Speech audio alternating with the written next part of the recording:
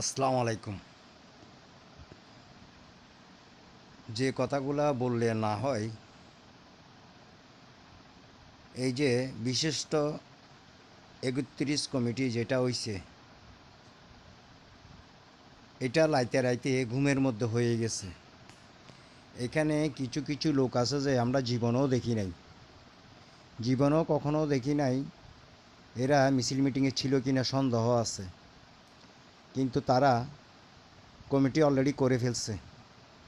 এর মধ্যে মাঠ কর্মী যারা বিএনপির কর্মী আছে, তাদেরকে কোনো মূল্যায়ন করতেছে না। আগের যে বিএনপি, এখন সে বিএনপি বোধহয় নাই। দেখা গেল যে কমিটি যারা হইছে, যারা কমিটিতে আছে, তারা সব কিছু করতেছে, মাঠে যারা কর্মী কাজ করে তাদের কোনো মূল্যায়ন করতেছে না। পদ পাওয়ার পরে ৩১ জন যারা আছে, তারা দুই দিকে ভাগ হয়ে গেছে, গ্রুপিং চলতেছে, তারা তাদের মতো চলতেছে। আগে আওয়ামী লীগ সরকার ক্ষমতা আসার আগে যখন ৩১ কমিটি হয়েছিল, ৩১ বিশিষ্ট কমিটি, এরা পদ পাওয়ার পরে দীর্ঘ ১৭ বছর ১৮ বছর আওয়ামী লীগের লোকজনের সাথে রেওজো করে চলাফেরা করেছে, এবং কোনো বিএনপির মিছিল মিটিং হলে তাদের মাধ্যমে এগুলো বন্ধ করতে পারছে, যেহেতু তারা এদের সাথে জড়িত ছিল। এদেরকে বাদ করে দিয়েছে। তাও কিছু কিছু লোক এই কমিটিতে ঢুকে গেছে। এগুলা খেয়াল রাখতে হবে।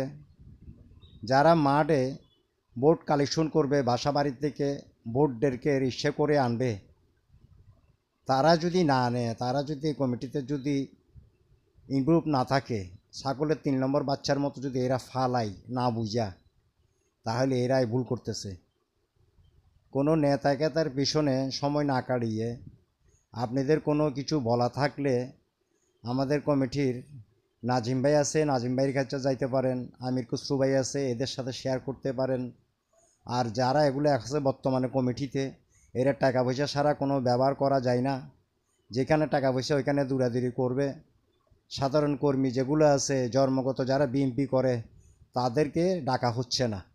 তাদেরকে কখন ডাকবে? যখন লোকজন দেখাইতে হবে লোকজন কয়জন আছে তাদের সমর্থনের মধ্যে, তখন তাদেরকে ফোন করে ডেকে নিয়ে তখন এগুলা মাথা গণানো হয়। কিন্তু বাকি কাজ যেগুলা, এগুলা তারাই করে ফেলা। তাদেরকে জানানো হয় না যে আজকে মিটিং আছে, কালকে মিটিং আছে। আমি বলবো, যারা সাধারণ কর্মী আছে মাঠে আগে থেকে জন্মগত যাভাবে যারা বিএনপি করেন, দীর্ঘ ১৭ বছর কষ্ট পেয়ে আসছেন, লাঞ্ছনা বঞ্চনা, কেস